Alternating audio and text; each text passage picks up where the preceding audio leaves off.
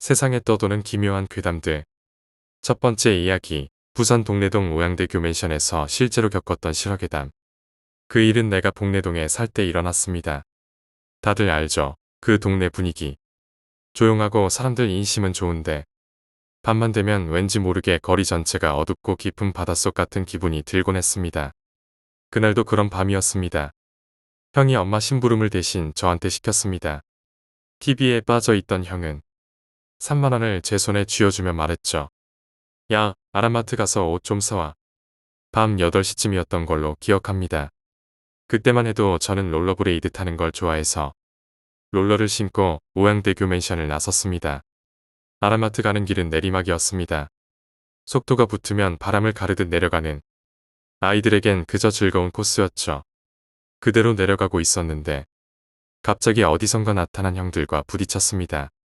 그중 한 형이 뒤로 나가 떨어졌고 당황한 저는 허리를 굽혀 죄송합니다 하고 얼른 자리를 피하려 했습니다. 하지만 그 형은 쉽게 보내주지 않았습니다. 팔을 붙잡더니 화를 내며 저를 때리려 들었습니다. 저는 필사적으로 몸을 비틀고 도망쳤습니다. 운이 좋게도 놔주는 순간 저는 있는 힘껏 달렸습니다. 그런데 속도가 너무 붙었던 탓일까요? 아람마트 입구를 지나쳐버리고 말았습니다. 그대로 롯데리아가 있는 방향까지 미끄러지듯 내려가 버렸고 바다가 보이는 그 어귀에 섰을 땐 이미 멈출 수 없을 정도로 멀리 와 있었습니다. 정신을 차리고 롯데리아 문을 열려 했지만 잠겨 있었습니다. 급기야 울음을 터뜨렸습니다.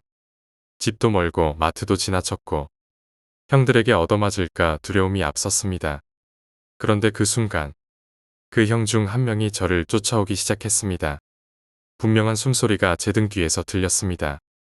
멈춰서 뒤를 돌아보자 그 형도 똑같이 멈춰 섰습니다.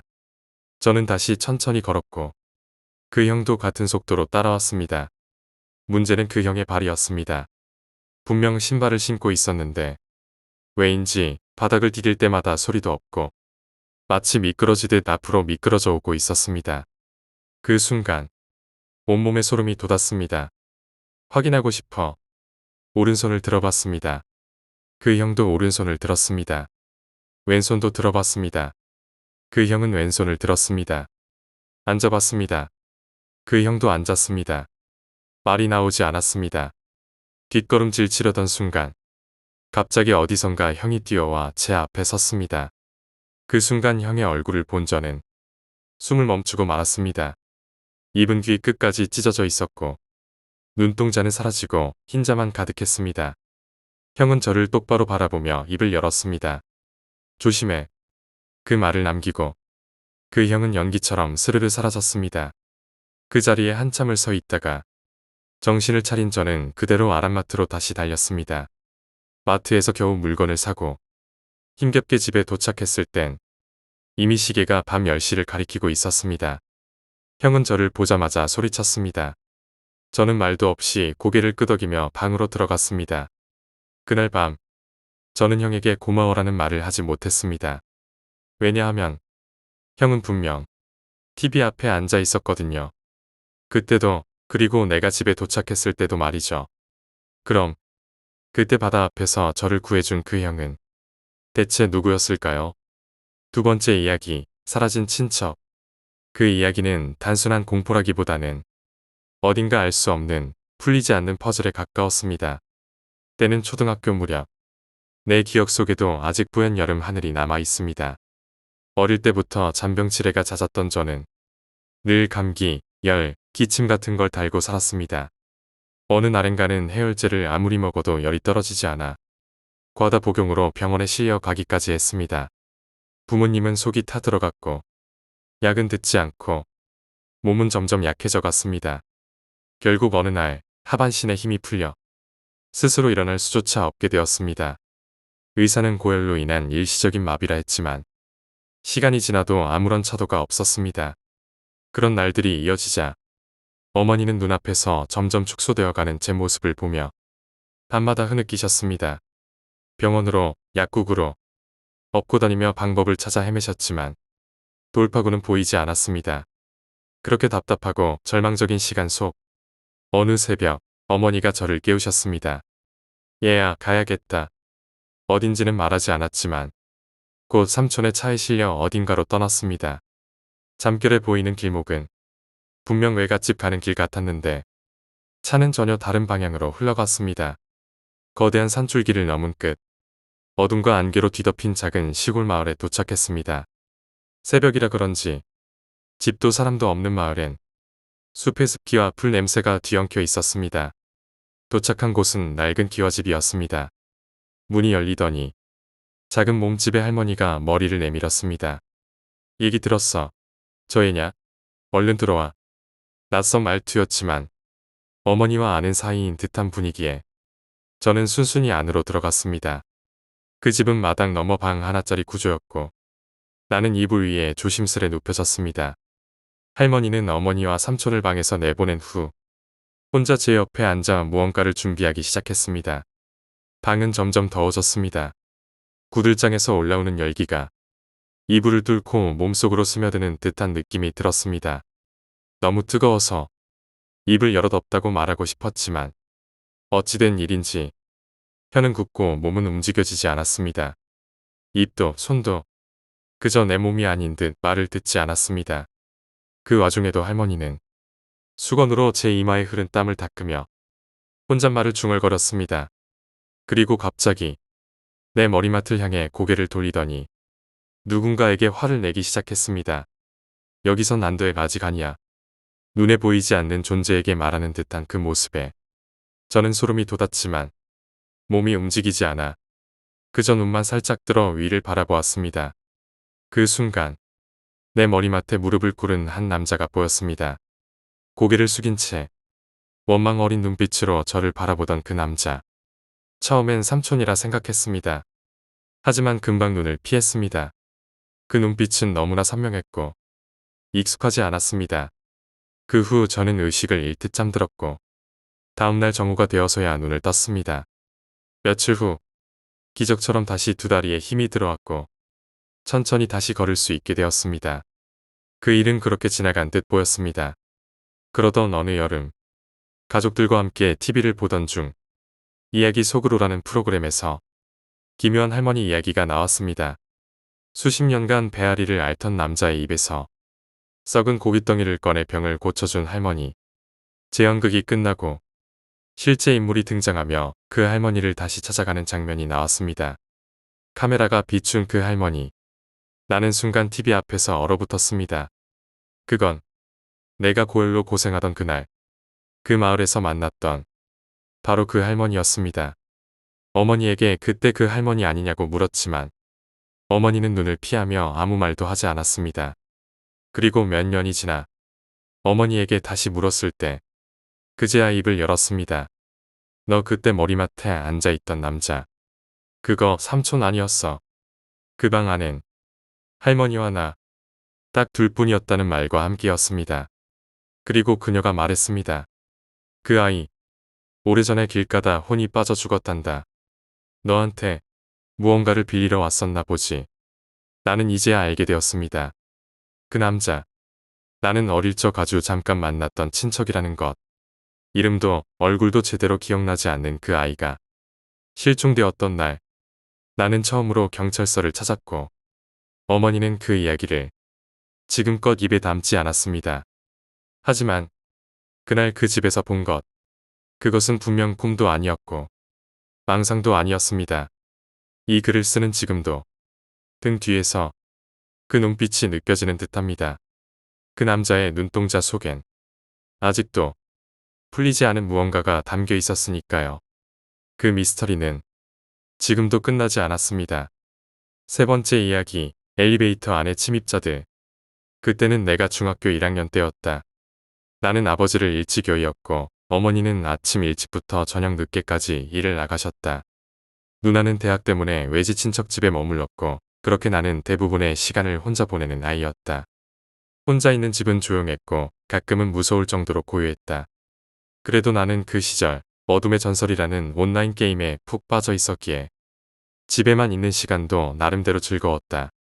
그날도 학교가 끝나자마자 집으로 곧장 향했다. 엘리베이터를 타고 15층에 도착한 후 복도를 따라 집 앞으로 걸어가는데 문득 느낌이 이상했다. 현관문이 살짝 열려 있었던 것이다. 나는 급히 문을 열고 들어갔다. 그 순간 말 그대로 숨이 멎는 줄 알았다. 거실이 난장판이었다. 서랍은 모두 열려 있었고 책상 위의 물건들은 바닥에 흩어져 있었으며 TV 앞 선반은 텅 비어 있었다. 나는 눈을 동그랗게 뜨고 주위를 둘러봤다. 무의식적으로 문을 잠갔고 혹시라도 아직 도둑이 안에 숨어 있지는 않을까 싶어온 집안을 샅샅이 뒤졌다. 화장실, 옷장, 침대 밑까지 하나하나 확인했다. 다행히 아무도 없었다. 하지만 긴장은 좀처럼 가시지 않았다. 현관문을 확인하고 어디로 침입했을지 살폈다. 그때 내 방 창문이 눈에 들어왔다. 창문에는 방범창이 설치되어 있었는데 마치 감옥 철창처럼 두꺼운 쇠창살이 달려있는 구조였다. 그중 하나가 부러져 있었다. 나는 그 장면을 보는 순간 다리에 힘이 풀렸다.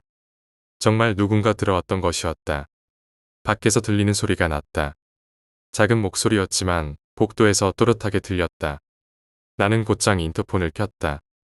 우리 집 아파트는 기역자 복도식이었고 15층 끝에 우리 집이 있었다. 그 화면 속에는 운동복을 입은 중년 남자 2명이 서서 얘기하고 있었다. 그들의 말소리는 작았지만 분명히 들렸다. 한 남자가 물었다. 쟤 어떡하냐? 다른 남자가 대답했다. 어떡하긴 그냥 가야지, 자식아. 나는 순간 온몸이 굳어버렸다. 그들이 우리 집을 턴 범인이라는 확신이 들었다. 그런데 그 순간 남자 중 한 명이 인터폰 카메라를 향해 고개를 획 돌렸다. 정적이 흘렀다. 그리고 곧 그 남자의 입에서 나온 말. 야, 씨. 이거 켜져 있다.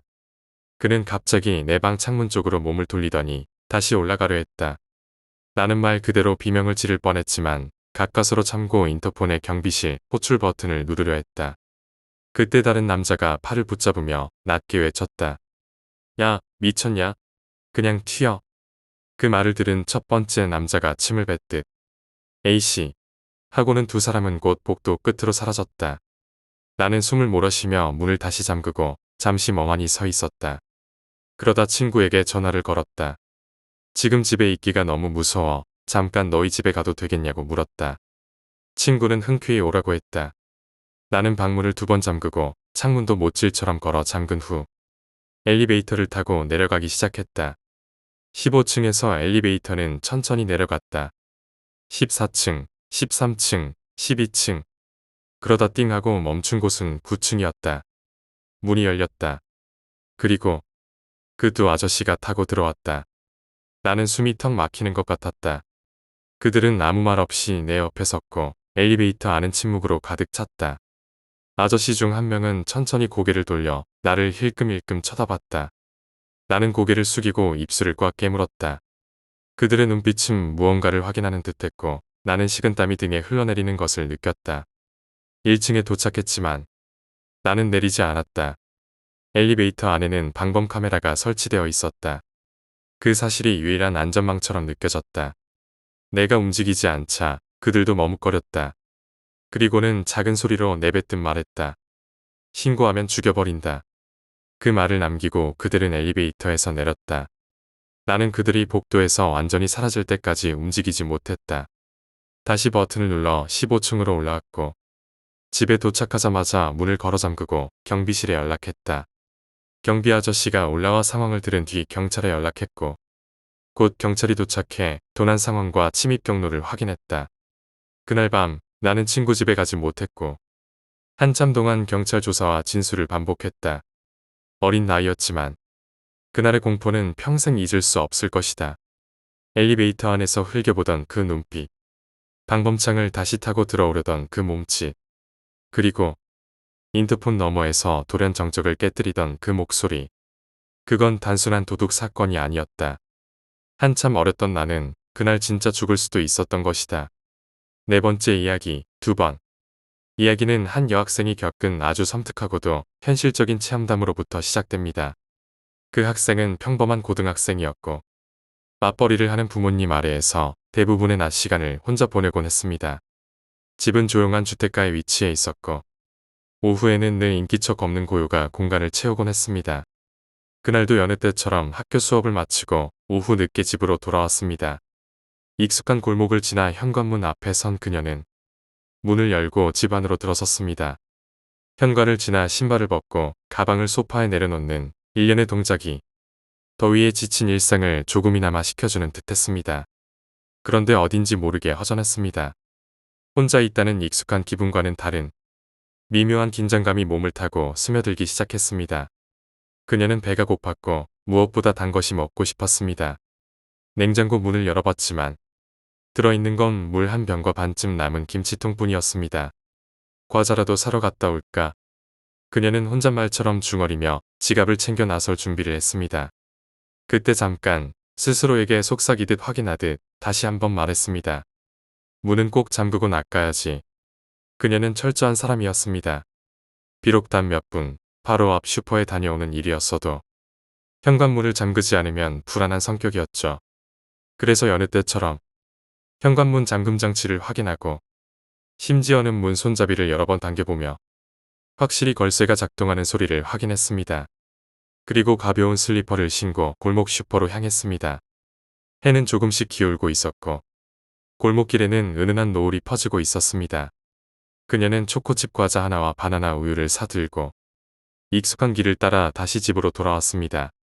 그런데 현관문이 반쯤 열려 있었습니다. 그녀는 걸음을 멈췄습니다.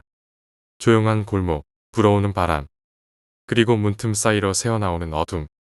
내가 안 잠갔나? 순간 자신이 착각한 게 아닐까 하는 생각도 들었습니다. 하지만 자신은 분명히 확인했었습니다. 걸쇠가 딸깍 소리를 내며 걸리는 것도, 문 손잡이를 당겨본 감촉도 아직 손끝에 남아 있었으니까요. 의아해하며 그녀는 조심스럽게 문을 열고 안으로 들어섰습니다. 거실에는 아무도 없었고 텔레비전도 꺼져 있었습니다. 벽걸이 시계만이 규칙적으로 째깍째깍 소리를 내며 시간을 흘려보내고 있었죠. 하지만 그녀는 금세 이상한 기운을 감지했습니다. 바닥에 떨어진 털 한 올, 조금 열려있는 방문, 무심코 열린 창문처럼 느껴지는 그 미묘한 낯섦. 마치 누군가 집안 어딘가에서 조용히 그녀를 지켜보고 있는 것 같았습니다. 숨을 삼키고 천천히 신발을 벗은 그녀는 그 자리에 그대로 죽으려 앉아버렸습니다. 심장이 두근거리고 손끝이 떨려왔습니다. 한참을 그렇게 있다 그녀는 떨리는 손으로 휴대전화를 꺼냈습니다. 그리고 112를 눌렀습니다. 수화기 너머로 연결음이 울렸고 곧 경찰의 목소리가 들려왔습니다. 여보세요. 112입니다. 그녀는 울먹이며 말했습니다. 아저씨, 저희 집에 누군가 있는 것 같아요. 문이 열려 있었고 지금 너무 무서워요. 경찰은 짧은 침묵 후 딱딱한 목소리로 말했습니다. 요즘 장난 전화로 업무 방해가 심각합니다. 이런 식으로 신고하지 마세요. 통화는 끊겼습니다. 그녀는 수화기를 들고 망연자실했습니다. 손에서는 식은땀이 흘러나오고 있었고 호흡은 점점 가빠졌습니다. 그런데 다시 전화가 걸려왔습니다. 화면에는 조금 전에 112 번호가 떠 있었습니다. 그녀는 떨리는 손으로 전화를 받았습니다. 이번엔 경찰의 목소리가 확연히 달라져 있었습니다. 학생, 지금 너 그 집에서 당장 나와. 어서, 빨리 나가. 그녀는 더 혼란스러워졌습니다. 왜요? 갑자기 왜 그러세요? 그때 경찰이 낮고 빠른 숨결 사이로 아주 또렷하게 말했습니다. 방금 수화기 끊는 소리가 2번 들렸어. 그 순간 그녀는 온몸이 얼어붙는 것을 느꼈습니다. 거실에 앉아 전화를 걸고 있던 그녀의 뒤에서 그와 동시에 어딘가 안방일까 화장실일까 분명 누군가 또 한 명이 전화를 엿듣고 있었다는 것이었습니다. 그녀는 비명을 지르며 현관으로 달려 나왔습니다. 슬리퍼가 벗겨졌고 손에 들고 있던 과자가 바닥에 나뒹굴었습니다. 이웃집 문 앞에 쓰러지듯 주저앉은 그녀는 거기서 한참을 울기만 했습니다. 경찰은 곧바로 출동했지만 집 안에는 아무도 없었습니다. 방의 창문 하나가 살짝 열려 있었고 현관문 잠금장치 근처엔 기름 묻은 지문이 하나 남아 있었을 뿐이었습니다. 그날 이후 그녀는 절대 혼자 집에 있지 않았습니다. 어머니는 퇴근 시간을 앞당겼고 현관에는 이중 잠금장치가 설치됐습니다. 그리고 한동안 그녀는 전화를 걸 때마다 수화기 너머의 소리에 귀를 기울이게 되었습니다. 다시는 끊기는 소리가 2번 들리는 일이 없도록. 5번째 이야기 민가 위 약수터 귀신. 자대 배치를 받고 적응 기간이 지나고 난 뒤 드디어 처 샤간 탄약고 근무가 주어졌습니다. 그날을 앞두고 나는 하루 종일 암구호와 근무 시간표를 외우며 긴장 속에 시간을 보냈습니다. 혹시 못 일어나면 어쩌지? 하는 생각에 마음이 조급해졌고 그 불안한 마음을 안고 겨우 잠이 들었습니다. 한참 자고 있는데 불침번 고참이 나를 깨웠습니다. 순간 벌떡 일어나 전투복을 갖춰 입고 사수 고참의 전투화를 먼저 대기시켜놓고 총기도 챙긴 뒤 옆에 조용히 앉았습니다. 그러자 그제야 고참이 눈을 비비며 느긋하게 옷을 입더군요. 진짜 내가 뭔 짓을 하고 있는 건가 싶었지만 첫 근무라 더욱 긴장할 수밖에 없었습니다. 우리는 탄약고로 교대하러 올라가는 길에 접어들었습니다. 그때였습니다. 고참이 내게 말을 걸었습니다. 탄약고에 처녀 귀신 나온다. 나는 속으로 피식 웃었습니다. 이게 날 호구로 보나 싶었죠. 예, 알겠습니다. 라고 말은 했지만 속마음은 복잡했습니다. 참나, 무슨 귀신이야. 고참은 낄낄 웃으며 말을 이었습니다. 진짜야, 이 자식 안 믿네. 아닙니다. 명심하겠습니다.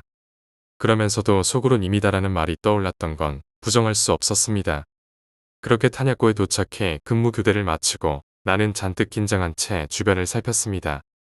불빛 하나 없는 탄약고 주변, 겨울바람이 뺨을 때리고 어두운 언덕 아래쪽이 특히나 스산하게 느껴졌습니다. 그런데 10분 정도 지났을까요? 언덕 아래에서 무언가가 움직이는 게 보였습니다. 처음엔 동물이겠지 했습니다. 하지만 그 실루엣이 점점 또렷해졌고 결국 나는 입을 다물지 못했습니다. 하얀 소복 차림의 여자가 언덕을 천천히 올라오고 있었습니다. 머리는 풀어헤쳐져 있었고 걸음은 무척 느렸습니다. 나는 당황한 목소리로 외쳤습니다. 김 병장님, 김 병장님. 아, 왜? 저기 밑에 이상한 게 올라옵니다. 병장은 대수롭지 않게 대꾸했습니다. 뭐?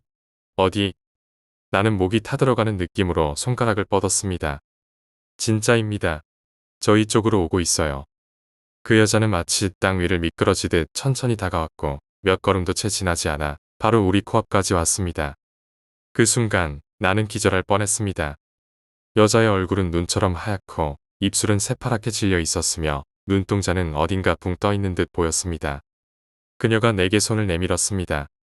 나는 온몸이 얼어붙는 기분으로 그 손을 바라봤습니다. 그러자 옆에 있던 김 병장이 느긋하게 건빵 주머니에서 건빵 한 움큼을 꺼내 건넸습니다. 그 하얀 여자는 건빵을 받아들고 아무 말 없이 조용히 뒷길로 사라졌습니다.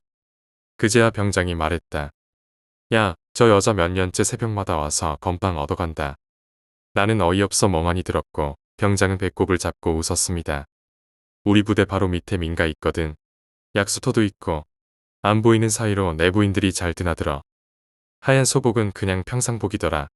밤에만 보면 귀신처럼 보여서 다들 놀라긴 해. 그날 나는 마음속으로 다짐했습니다. 그래, 나도 병장 되면 꼭 써먹자.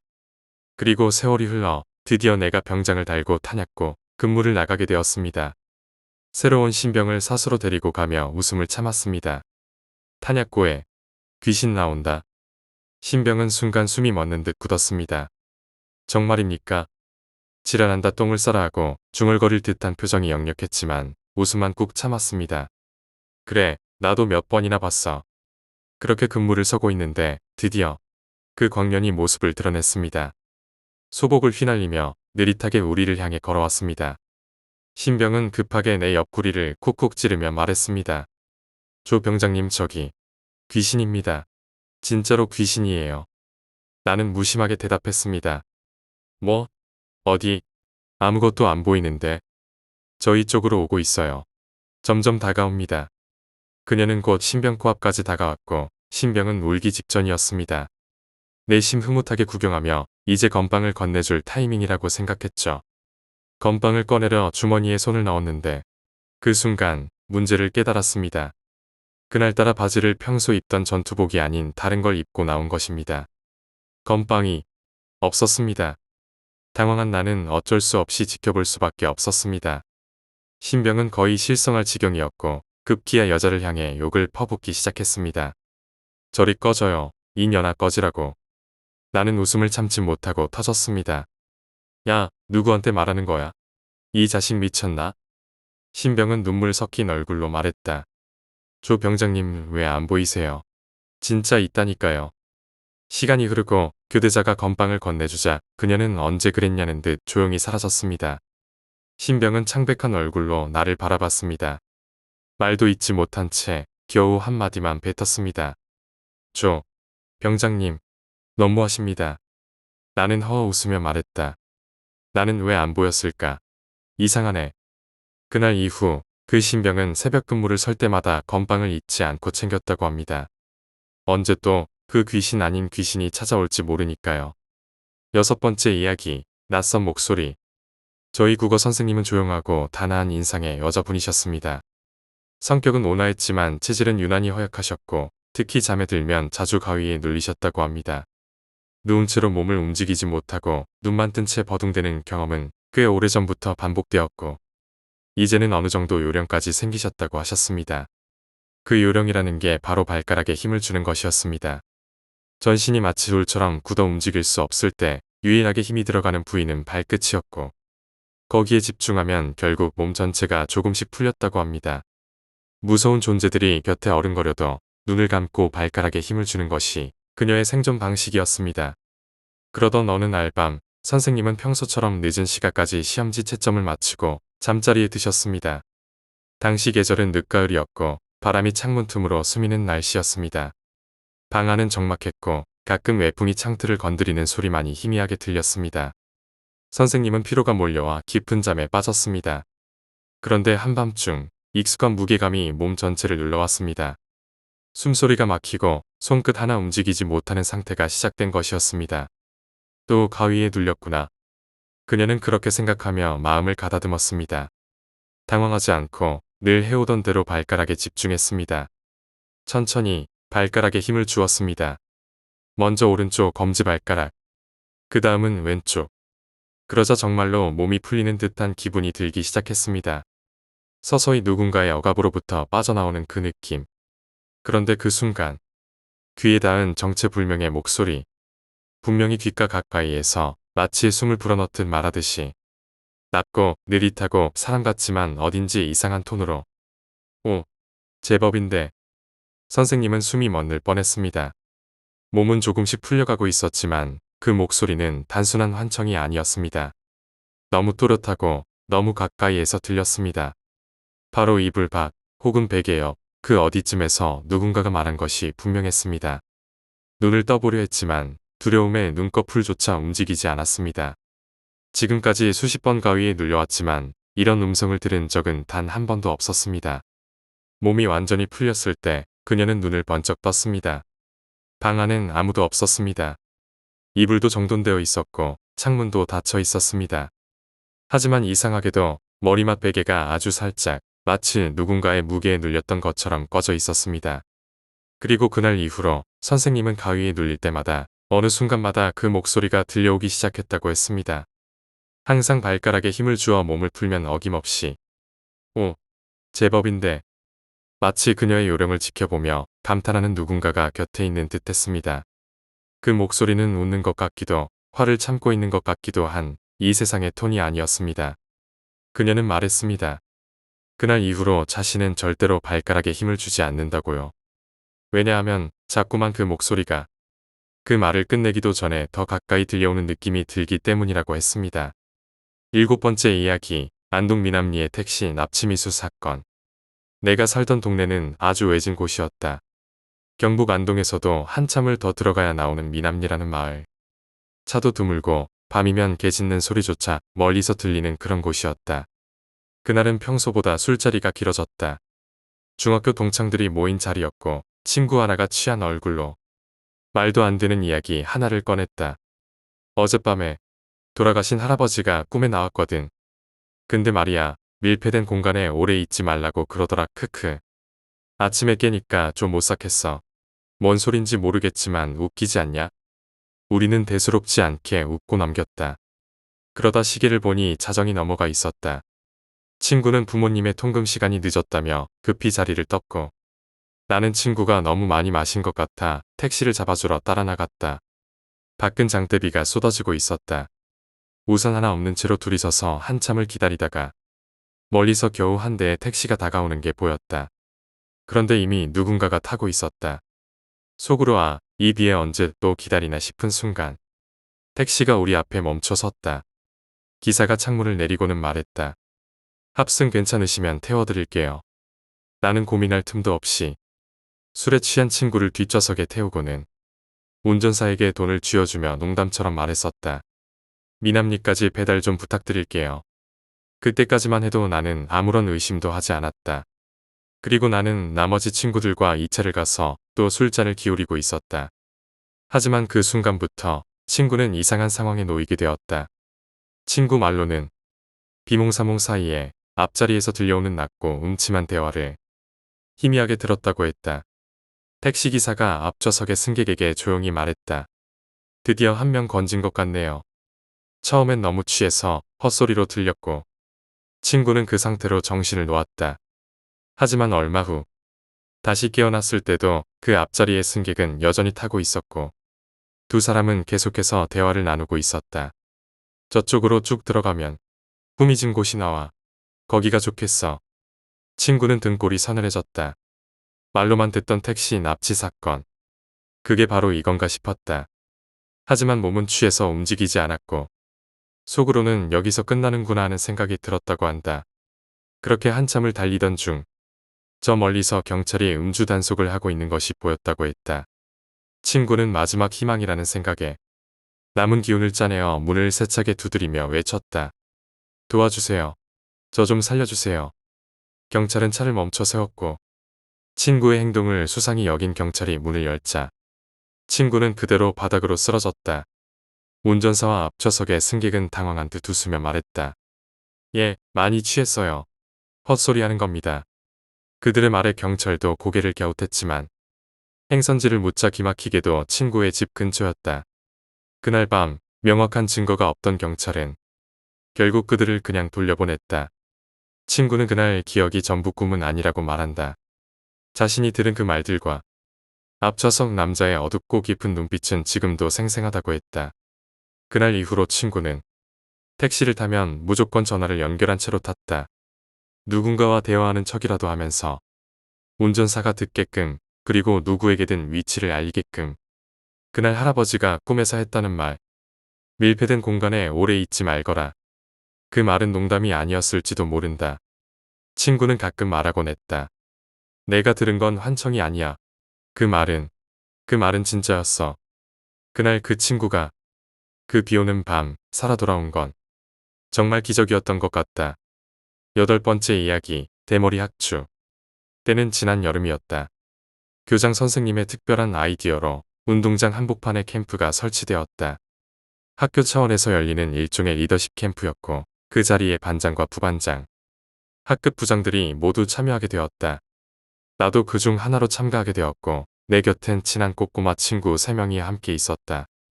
캠프는 신선한 경험이었다.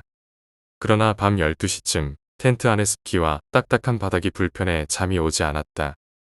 잠자리를 옮기기로 한 우리는 농담처럼 학교에 몰래 들어가서 자자 라며 웃었고 결국 진짜로 학교 건물에 잠입을 시도했다.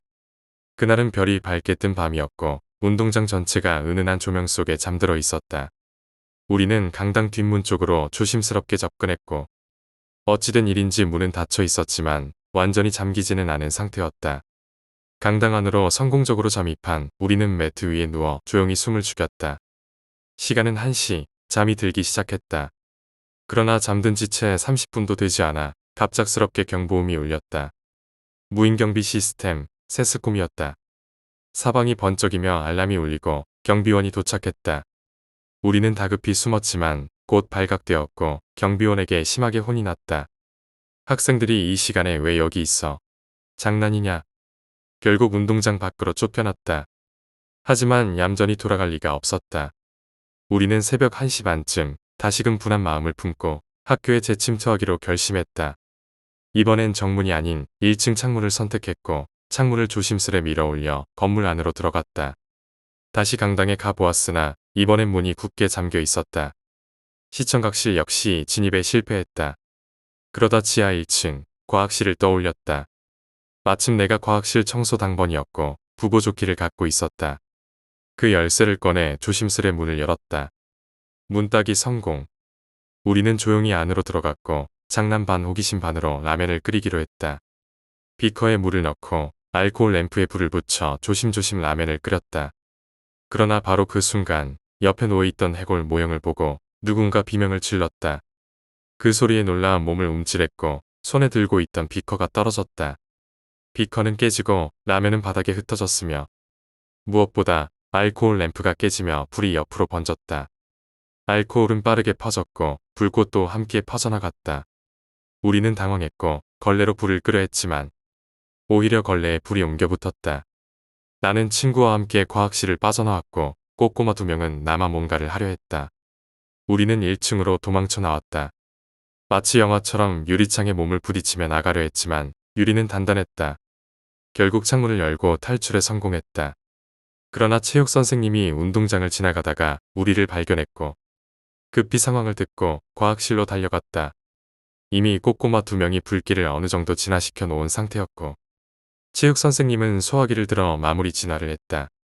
그러나 이 일은 곧 학주에게까지 전해졌고 우리는 불려갔다. 대머리에 눈썹 진한 그 학주 선생님은 무섭기로 소문난 인물이었다. 미쳤냐? 학교를 불태울 셈이었냐? 빠따가 날아왔고 우리는 눈앞이 아찔했다. 겨우 사태를 수습하고 돌아오던 길.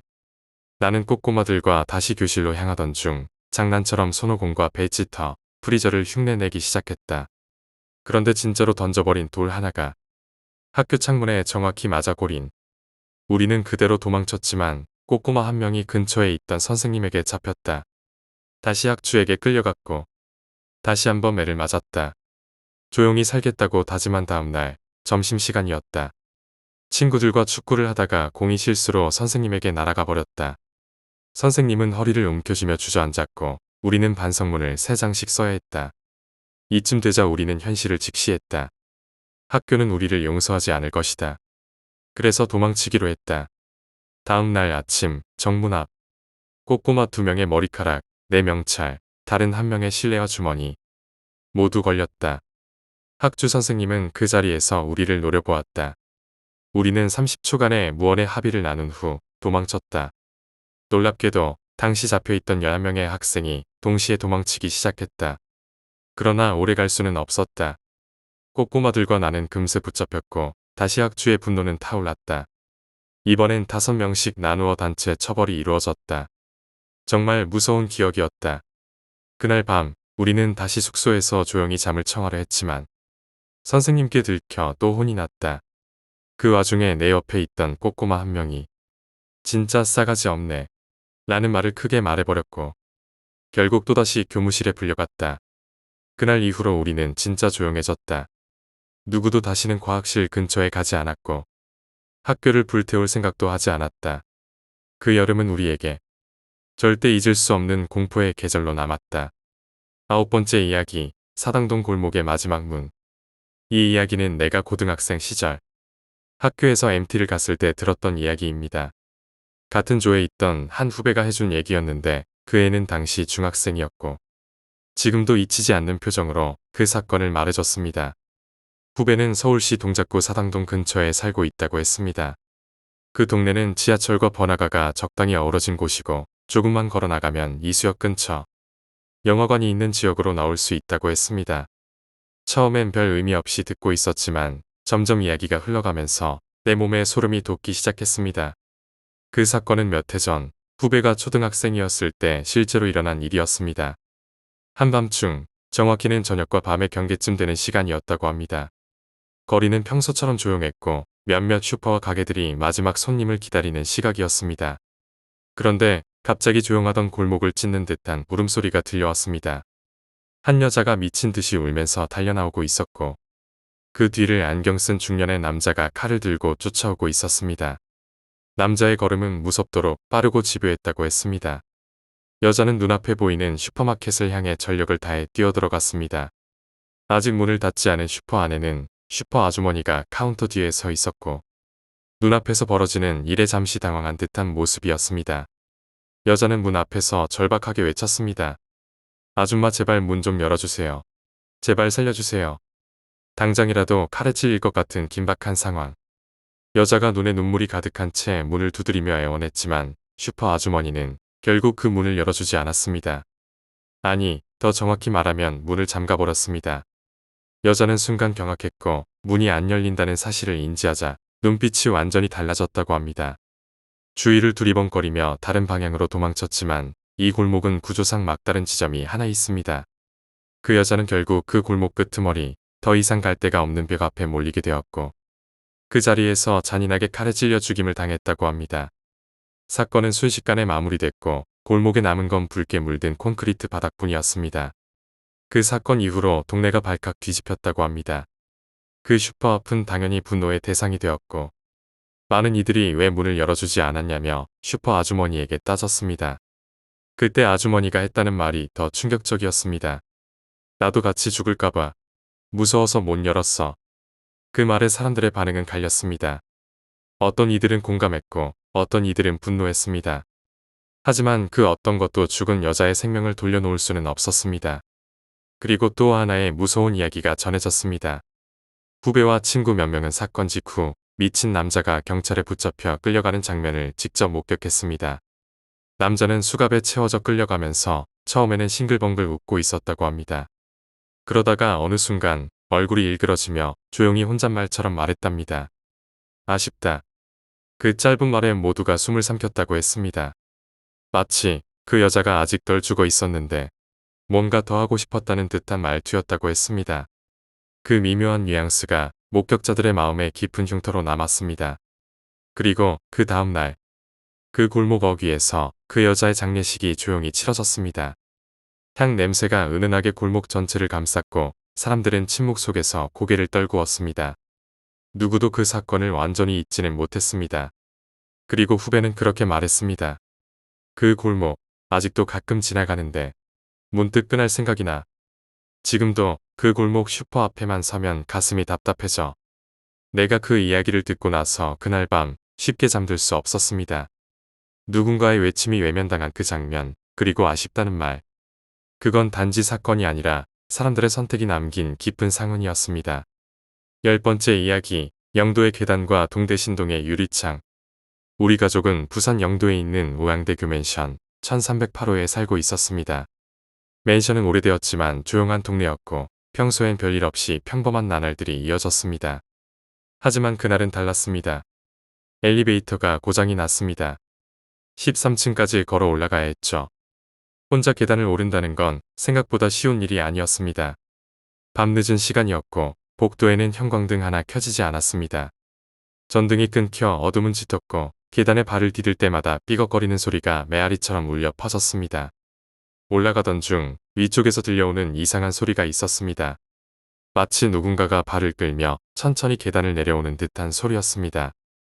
형은 순간 움찔했지만 곧 자기 합리화를 했다고 합니다. 사람이 내려오고 있겠지. 무서워하지 말자. 하지만 9층 즈음에 이르자 소리는 갑자기 빨라졌습니다. 터턱터턱터턱터턱. 마치 무엇인가가 계단을 뛰어내려오는 것처럼 소리가 이어졌습니다. 형은 본능적으로 구석 벽 쪽에 붙어 숨을 죽였습니다. 그 순간 코너를 돌아 나타난 그것은 몸이 없었습니다. 손이었습니다. 팔도 아니고 어깨도 없이 손만이 난간을 잡고 미끄러지듯 내려오고 있었습니다. 계단에 손잡이를 움켜쥔 채로 터턱터턱 소리를 내며 몸이 없는 손이 어둠을 가르고 내려오는 그 순간을 형은 분명히 보았습니다.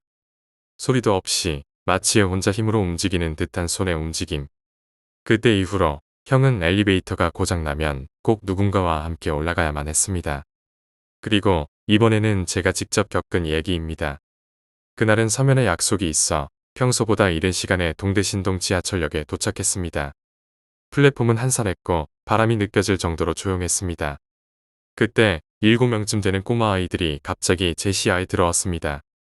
저만 치서 몰려다니며 조잘조잘 대화를 나누는 모습이었습니다. 처음엔 요즘 애들은 밤에도 활기차구나 정도로 생각하며 넘겼습니다. 하지만 그 아이들 중 한 명이 갑자기 저를 향해 말했습니다. 야, 뭘 봐. 그 말투는 분명히 싸우자는 듯한 어이없는 도발이었습니다. 황당하고 분이 치밀어 올라 뭐야 이놈들 싶었습니다. 그래서 저는 그 아이들을 향해 성큼성큼 다가갔습니다. 놀랍게도 아이들은 곧장 도망을 치기 시작했습니다. 달리는 속도가 보통이 아니었습니다. 저는 학창시절 육상부 릴레이 주자로 뛰었던 사람인데 그 아이들은 제 속도와 맞먹을 만큼 빠르게 달렸습니다. 진짜 잡히기만 해봐라 하며 전력 질주를 했습니다. 그런데 이상했습니다. 아이들이 달리던 방향은 플랫폼의 끝, 즉 선로 쪽이었습니다. 잡힐 듯 말 듯한 거리에서 한 아이가 저를 보며 소리쳤습니다.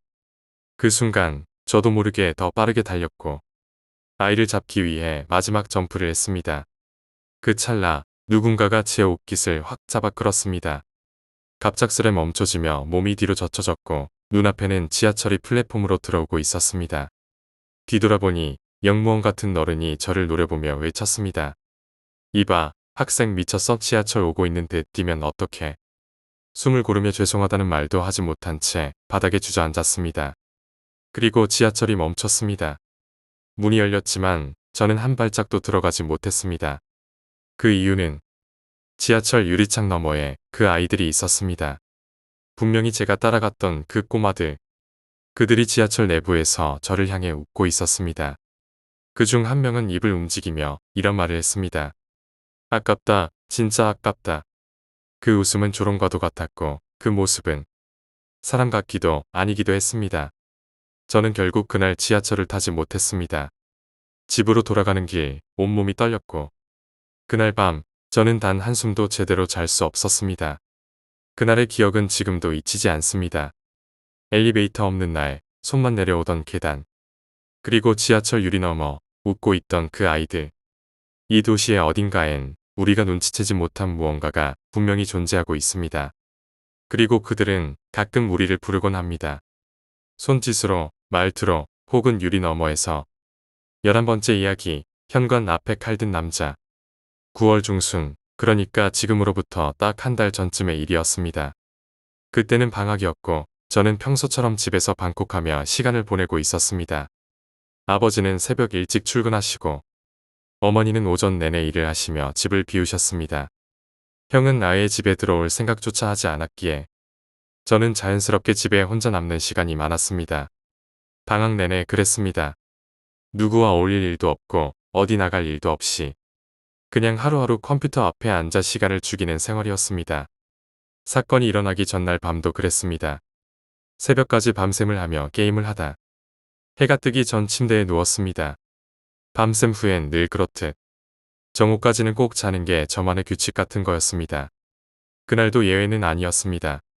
그런데 아침 10시 30분쯤 갑자기 전화벨이 울렸습니다.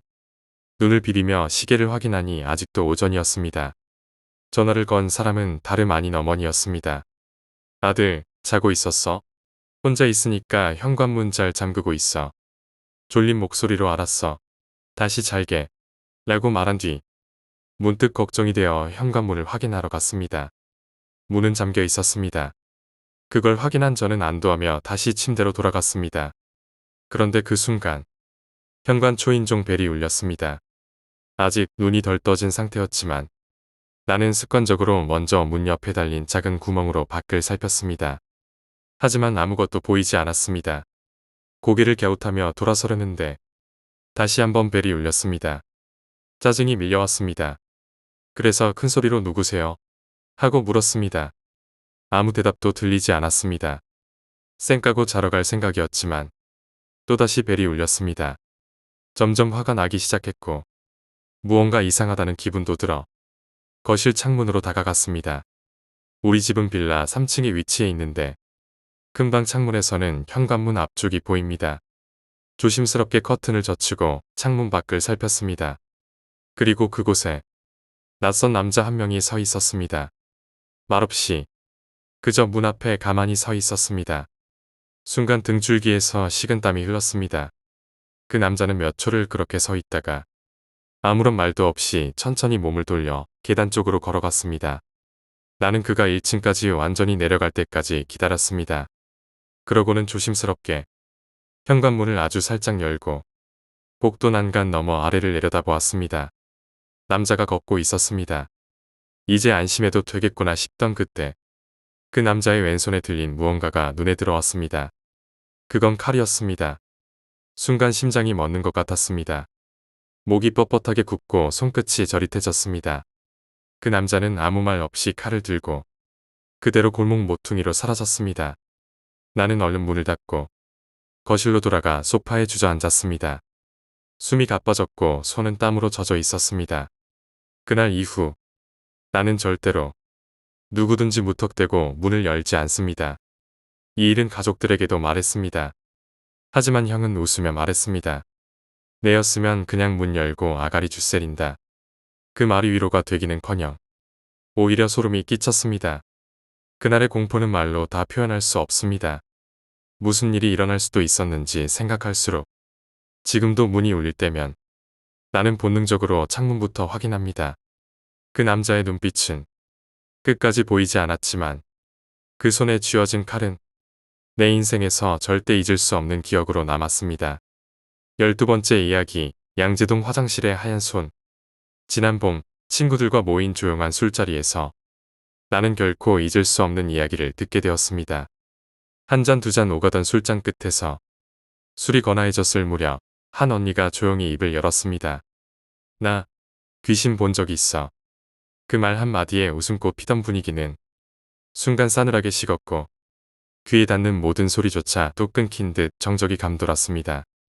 그 언니는 그날의 경험을 조심스럽고도 차분하게 이야기했습니다. 태어나서 단 한 번, 그것도 마지막으로 본 귀신. 그녀는 양재동에 위치한 한 대기업 계열사에 다니고 있었고 그 회사는 10층이 넘는 큰 건물 안 2개 층을세를 내어 쓰고 있었다고 했습니다. 건물은 큰 도로 하나를 사이에 두고 산자락과 마주하고 있었고 예전에는 묘지였다는 소문도 돌 만큼 어딘지 모르게 음침한 분위기를 풍기는 장소였습니다. 사람들은 농담처럼 여기 여자 직원들 기가 센 이유가 다 있어 라며 분위기를 덜어내곤 했지만 언니는 그 말이 결코 가볍지 않았다고 회상했습니다. 회사 특성상 주말 근무는 거의 없었지만 각 부서마다 돌아가며 당직을 정해서 누군가는 항상 사무실을 지켜야 했습니다. 그 주말 언니가 당직 근무를 서게 된 날은 1월 한겨울의 일요일 오후였습니다. 밖은 이미 어두워져 있었고 사무실 안은 인적이 끊겨 조용했습니다. 사람들의 웃음소리, 전화벨, 키보드 소음이 평일엔 가득하던 복도가 이상하리 많지 정적에 잠겨 있었습니다. 언니는 혼자 컴퓨터를 만지작거리며 시간을 보내다가 어느 순간 배가 아파 화장실로 향했습니다. 생리 중이었던 언니는 생리대를 따로 들고 가는 게 귀찮아 그냥 생리대가 들어있던 핸드백을 통째로 들고 갔습니다. 조용한 복도를 걸어가는 동안 마음 한쪽이 알 수 없는 불안에 휩싸였다고 합니다. 전등 아래 드리운 그림자는 더 길고 더 어두워졌고 혼자라는 사실이 더 크게 느껴졌습니다. 복도 끝에 도착한 화장실. 익숙한 쇠문을 밀고 들어가 세 칸의 문을 하나씩 열어 모두 비어 있음을 확인한 언니는 가운데 칸에 들어가 문을 닫았습니다. 그리고 늘 그렇듯 화장실 칸 앞 문 위고리에 핸드백을 걸고 볼일을 보면서 휴대폰으로 게임을 시작했습니다. 시간이 천천히 흐르고 있었습니다. 그 순간 아무런 전조도 없이 언니의 화장실 문 아래로 희고 예쁜 하지만 너무 낯선 손이 조용히 그리고 부자연스럽게 스며들 듯 나타났습니다. 그 손은 말없이 바닥을 더듬으며 좌우로 흔들리기 시작했습니다. 언니는 순간 놀라 입을 막았습니다. 순간적으로는 누군가 물건을 떨어뜨리고 찾기 위해 손을 넣었겠거니 생각했다고 합니다. 하지만 이상한 점은 너무 많았습니다. 먼저 화장실 문이 열리는 소리가 전혀 들리지 않았다는 것. 새로 된 그 묵직한 문은 누가 들어오면 반드시 철컥 소리를 냈습니다. 게다가 그 하얀 손은 겨울철 한기 가득한 공간에 어울리지 않게 맨팔이었습니다. 소매도 없이 팔꿈치까지 드러난 피부는 기이할 만큼 깨끗했고 그 손의 움직임은 사람의 그것이라기엔 너무 부자연스러웠습니다. 무릎 꿇고 손을 들이밀었을 경우 팔은 위로 향하고 손목이 꺾이기 마련인데 그 손은 마치 바닥에 완전히 누운 자세에서 팔을 밀어넣은 듯한 각도로 들어와 있었습니다. 팔뚝은 바닥에 바짝 붙어 있었고 손은 앞뒤로 좌우로 그 어떤 장애물도 없는 듯 스르륵 스르륵 움직였습니다. 놀란 언니는 그게 사람의 손이 아니라는 것을 직감했습니다. 눈앞에 벌어진 광경에 그녀는 소리를 지르며 두 다리를 들어 문에 대지도 못한 채 양쪽 벽에 걸쳐 붙이고 손을 응시했습니다. 그때였습니다. 불과 30cm 떨어진 곳에서 두 번째 손이 기어 들어왔습니다. 놀랍게도 그건 역시 왼손이었습니다. 손등의 작은 점, 손톱의 길이까지 똑같은 두 개의 왼손이었습니다. 각각은 따로 움직였고 서로 부딪히며 엉키는 모습은 서로 다른 존재임을 명백히 보여주고 있었습니다. 하나는 어깨까지 들어와 있었고 손끝은 그녀의 바로 뒤편 쓰레기통을 툭 건드리며 앞뒤로 흔들렸습니다. 그 손들은 결코 위로 들어오지 않았습니다. 바닥만 집요하게 조용히 그러나 확고하게 더듬을 뿐이었습니다. 언니는 공포에 질린 채 그 자리에서 한치도 움직이지 못한 채 고래고래 소리를 질렀습니다. 얼마나 지났을까요? 옆 사무실에서 근무 중이던 남자 직원이 그 소리를 듣고 뛰어들어왔습니다. 무슨 일이에요? 문이 벌컥 열리는 그 순간 손들은 마치 처음부터 없었던 것처럼 순식간에 스르르 빠져나갔습니다. 그리고 동시에 문 위에 걸어뒀던 핸드백이 움직였습니다. 언니가 고개를 들었을 땐 문 위로 또 다른 손이 올라와 가방끈을 걸고 있었고 그 손은 가방을 떨어뜨리며 기이한 각도로 사라졌습니다. 놀란 남자는 그저 가방이 떨어지는 소리를 들었을 뿐 어떤 손도 보지 못했다고 했습니다. 언니는 그 자리에서 목이 완전히 쉬도록 소리를 질렀고 구토까지 하며 실신 직전의 상태로 겨우 나왔습니다. 그날 이후로 회사 전체가 뒤숭숭했으며 한동안 그 화장실엔 아무도 들어가지 않으려 했다고 합니다. 그 언니는 지금도 화장실에 들어갈 때면 무조건 두 발을 바닥에서 살짝 들어 올린 채 볼일을 봅니다. 회사에서도 한층 아래 화장실을 일부러 내려가 쓴다고 했습니다. 무엇보다도 그녀가 가장 이해할 수 없었던 것은 설령 손이 헛것이라 해도 문 위에 걸려있던 핸드백이 떨어진 이유는 누가 설명해 줄 수 없는 진실이라는 사실이었습니다. 그 이야기를 들은 그날 밤 우리 중 그 누구도 화장실에 혼자 들어갈 엄두를 내지 못했습니다. 그리고 나는 지금도 그 언니의 마지막 말이 오랫동안 귓가에 남아 떠나질 않습니다. 진짜 봤다니까. 그 손 진짜였어. 13번째 이야기 환청의 밤. 그 일은 제가 고등학교 3학년 여름 무렵에 겪은 일입니다. 중간고사를 앞둔 시기였고 여느 고등학생들처럼 저도 야간 자율학습에 참여하고 있었습니다. 고3이라는 시기가 그렇듯 다들 내신보다는 수능에 집중하는 분위기였고 저 역시 역사 과목 중에서도 특히 근현대사를 좋아해서 그날도 교실에서 혼자 근현대사 교재를 들여다보고 있었습니다. 밤 10시 야간 자율학습이 끝나고 종이 울렸습니다. 저는 가방을 싸서 친구들과 함께 학교를 나섰습니다. 같은 방향으로 가는 친구들과 함께 걷고 있었고 그 중에는 예전에 할아버지 이야기로도 말했던 친구도 있었습니다. 그날은 유난히 하늘이 어두웠고 가로등 불빛도 평소보다 희미하게 느껴졌습니다. 기분 탓이라 생각하며 별 생각 없이 친구들과 게임 이야기로 한참을 떠들며 집으로 향하고 있었죠. 학교는 외진 곳에 위치해 있었습니다. 주변에 무덤이 많아서 땅값이 싸다는 이유로 학교가 그곳에 세워졌다는 말도 있었습니다. 그래서 밤이면 정말 어두웠고 걸어가는 길 자체가 사람을 가라앉히는 기분이었습니다. 그렇게 한참을 걷고 있을 때였습니다. 제 귀에 아주 미세하지만 또렷하게 들려오는 소리가 있었습니다. 쇠와 쇠가 긁히는 듯한 혹은 유리창을 볼펜 끝으로 문지르는 듯한 그런 끔찍하고 불쾌한 소리였습니다. 딱 3초 정도 제 귓가를 맴돌다 멈췄습니다. 친구들은 여전히 시끄럽게 떠들고 있었지만 저는 문득 걸음을 멈췄고 소리가 난 쪽을 바라보았습니다. 그러나 그쪽에는 아무것도 없었습니다. 기분이 묘했지만 고3 스트레스가 만든 일시적 환청이겠지 하고 넘기고 말았습니다. 그렇게 집에 도착했고 책가방을 내려놓자마자 컴퓨터를 켰습니다. 그리고는 습관처럼 게임에 접속했습니다. 친구들과 모여 게임을 시작했지만 이상하게도 1시간쯤 하니 몸이 무겁고 무엇보다 눈이 너무나 피곤했습니다. 그날따라 유난히 집중도 되지 않고 몸이 축 처진 느낌이 들어 게임을 접고 친구들에게 양해를 구했습니다. 컴퓨터는 그대로 켜둔 채 노래를 틀어놓고 모니터만 끄고 침대에 누웠습니다. 그리고 얼마 지나지 않아 잠이 들었습니다. 하지만 깊은 잠은 아니었습니다. 한 30분쯤 지났을까요? 희미하게 눈을 떴을 때 스피커에서는 노래가 아닌 다른 소리가 들려왔습니다. 랩이었습니다. 그런데 그 속에 섞여 있는 소리, 바로 조금 전 귀갓길에서 들렸던 그 쇳소리 같은 유리 긁는 듯한 소리가 랩 음악의 중간중간 분명히 함께 흘러나오고 있었습니다. 순간 온몸에 털이 곤두섰습니다. 으아.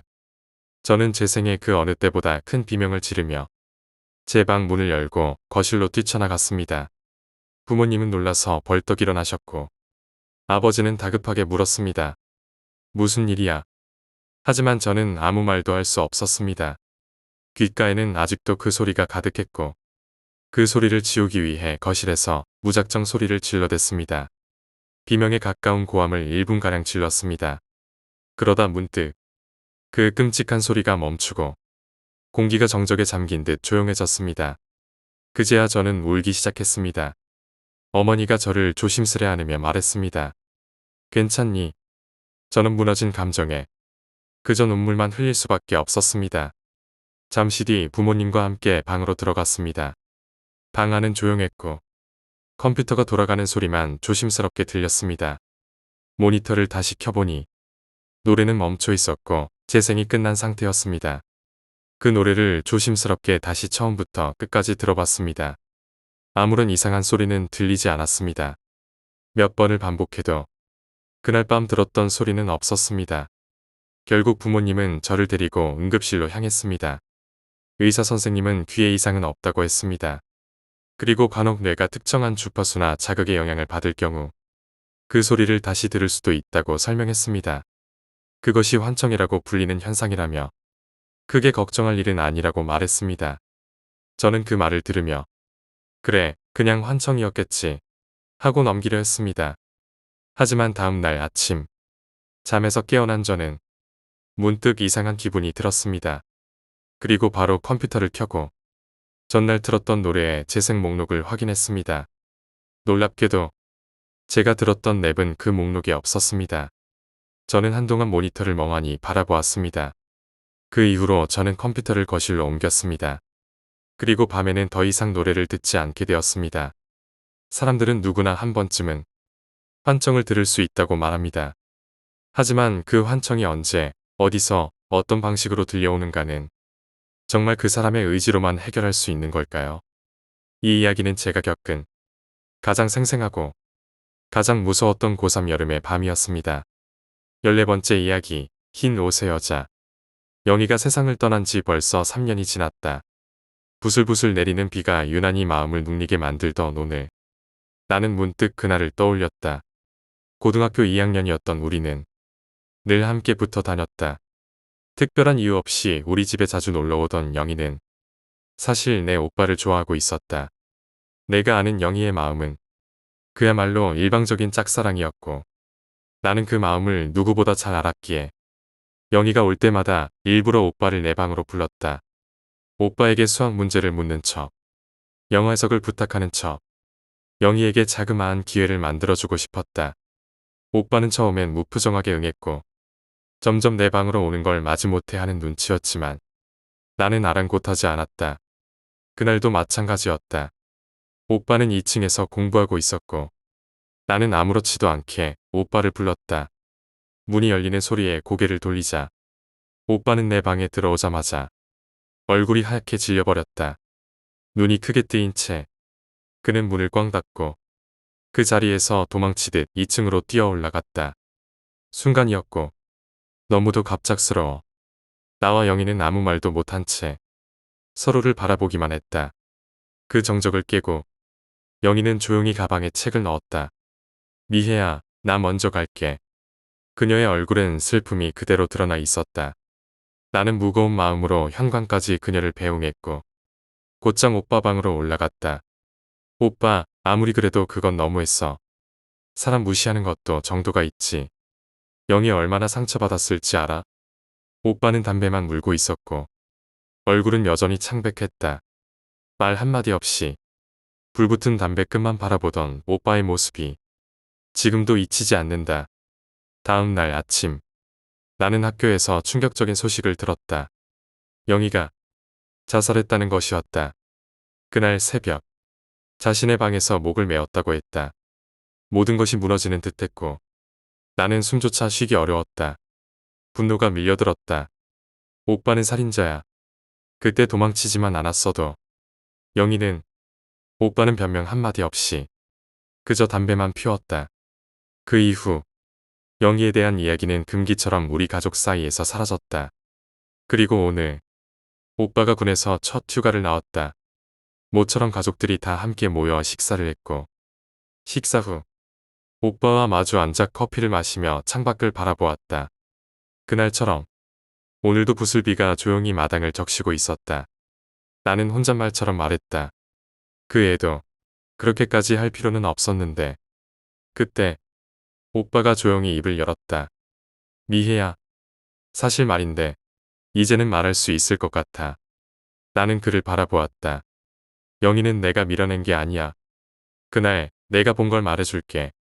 오빠의 목소리는 낮았고 천천히 이어졌다. 문을 열었을 때 너희 둘만 있는 게 아니었어. 영희 뒤에 누가 있었어. 흰 옷을 입은 여자가 창백한 얼굴로 영희를 뒤에서 끌어안고 있었어. 그리고 날 보더니 웃었어. 숨이 멎는 듯했다. 그 여자는 어렸을 때 할머니 돌아가시기 전날 내 꿈에 나타났던 그 여자야. 하얀 소복 입고 목 뒤가 푹 꺼져 있던 그 얼굴. 나는 말이 나오지 않았다. 영희는 이미 죽을 운명이었던 거야. 그 여자 때문이야. 그 여자는 영희를 데리러 온 거였어. 오빠의 말은 무겁게 가슴에 내려앉았다. 그 후 오빠는 다시 부대로 돌아갔고, 며칠 뒤 오빠에게서 편지가 도착했다. 손글씨로 쓰인 편지엔 이런 문장이 적혀 있었다. 미혜야, 어젯밤 꿈에 그 여자가 또 나타났어. 너 조심해. 나는 편지를 쥔 채 얼어붙었다. 그리고 순간 손에서 편지가 툭 떨어졌다. 누가 내 뒤에서 오빠의 편지를 쳤기 때문이다. 지금 집에는 나 혼자뿐이었다. 그런데 방 안에 은은하게 퍼지는 향기. 그 로션 냄새. 영희가 늘 바르던 바로 그 향기였다.